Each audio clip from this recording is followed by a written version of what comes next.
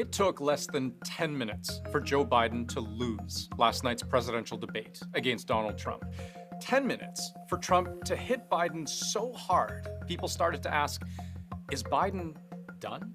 That was an unmitigated disaster for President Biden. I've never seen a politician at any level perform like Joe Biden performed. Joe had the strangest, weirdest stare. His answers were rambling and incoherent. He looks like he's barely surviving. I don't mean the debate, I mean life.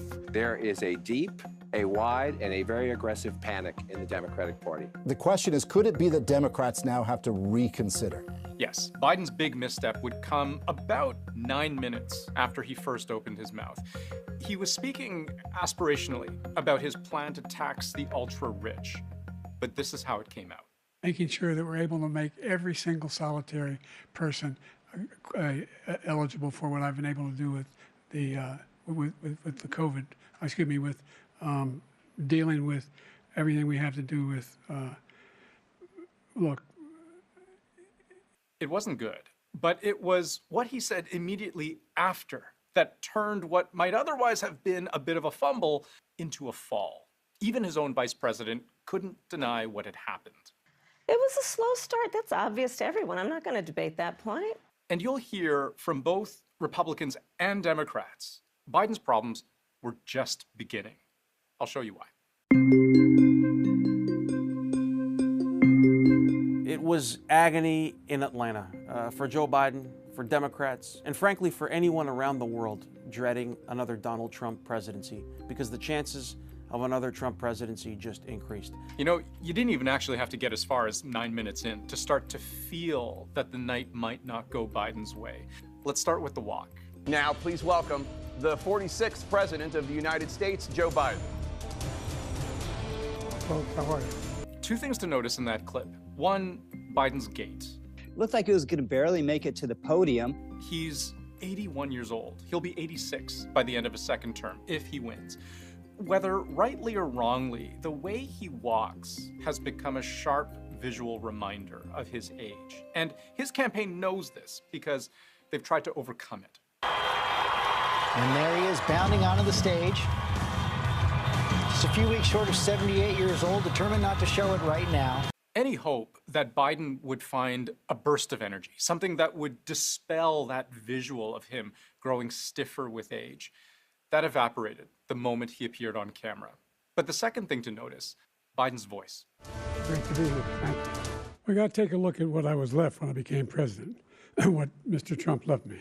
It was rough, it was raspy, it was weak. We created 15,000 new jobs. We brought out the position where we have 800,000 new manufacturing jobs, but there's more to be done.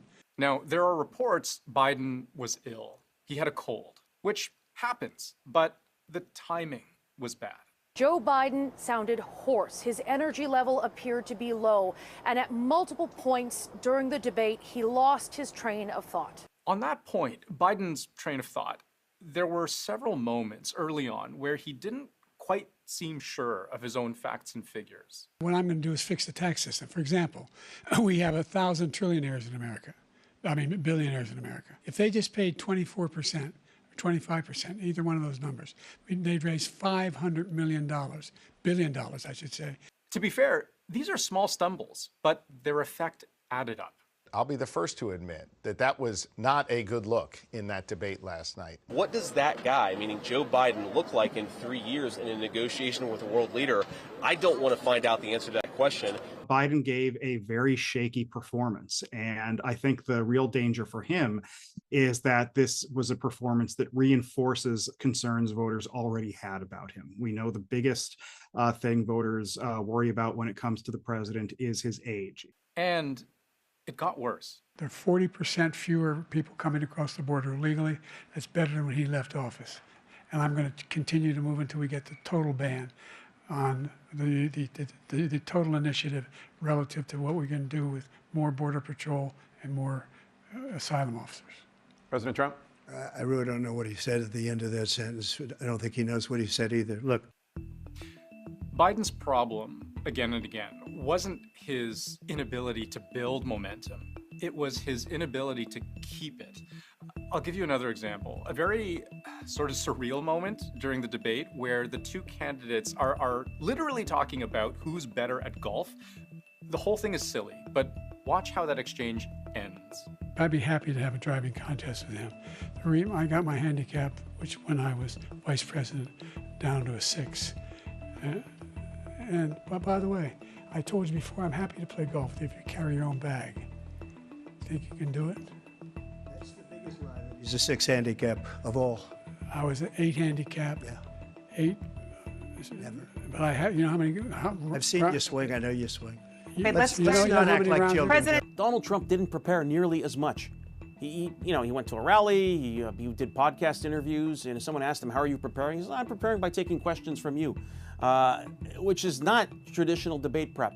Biden did not only do traditional debate prep, which is, you have a mock debate in a mock studio.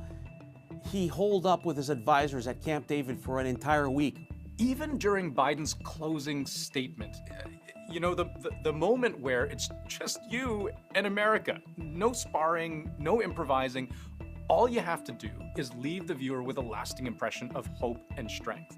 But Biden struggled about 55 seconds in. What I did, for example, he wants to get rid of the ability of Medicare for us to be able to negotiate drug prices with the big pharma companies. But you know what really did Biden in? How we knew from almost the very start that Biden was outgunned? It wasn't the little slip-ups. Well, guess what? We got it down to $35 for insulin instead of $400. It wasn't the fact that he repeatedly lost track of time. We are the lowest trade deficit with China since 2010. Thank you, President Biden. You lost Thank you, President Biden. And we should encourage businesses to have. Thank you, President Biden. President Trump, the question was about what would you do to make child care more affordable? I made sure every company in the world, every pharmaceutical company, cannot have to pay. Thank you. And by the way. No. I go back to the clip we showed you at the very start. The first moment that set the stage for Joe Biden to fail. But this time, watch how Trump made the most of it. Making sure that we're able to make every single solitary person eligible for what I've been able to do with the COVID. With dealing with everything we have to do with. Look, if we finally beat Medicare. Thank you, President Biden. President Trump? Well, he's right. He did beat Medicare. He beat it to death, and he's destroying Medicare. I think that was one of the absolute low points for the president in last night's debate. He lost his train of thought. He had an exceptionally long pause. Biden couldn't get back to the road. He just failed to articulate the case for his own presidency. And it happened early in the debate when there's the largest viewership. And it's going to make history. It was a moment people will remember forever, as long as they remember these debates. Now, for all of Biden's weakness, I don't want to leave you with the impression that Trump only showed strength. I think he just showed that he is going to double and triple down on the same sort of rhetorical strategies that he's been using since he got into politics. Ignore the question, hit his talking points over and over again. If you're confronted with an inconvenient fact, just lie or make something up. Trump was so often either unable or unwilling to give straight answers on so many questions. On the Israel-Hamas war, he ranted about NATO. On climate change, he talked about policing. On the January 6th insurrection, he talked about everything but. What do you say to voters who believe that you violated that oath through your actions and inaction on January 6th and worry that you'll do it again? Well, I don't think too many believe that. And let me tell you about January 6th.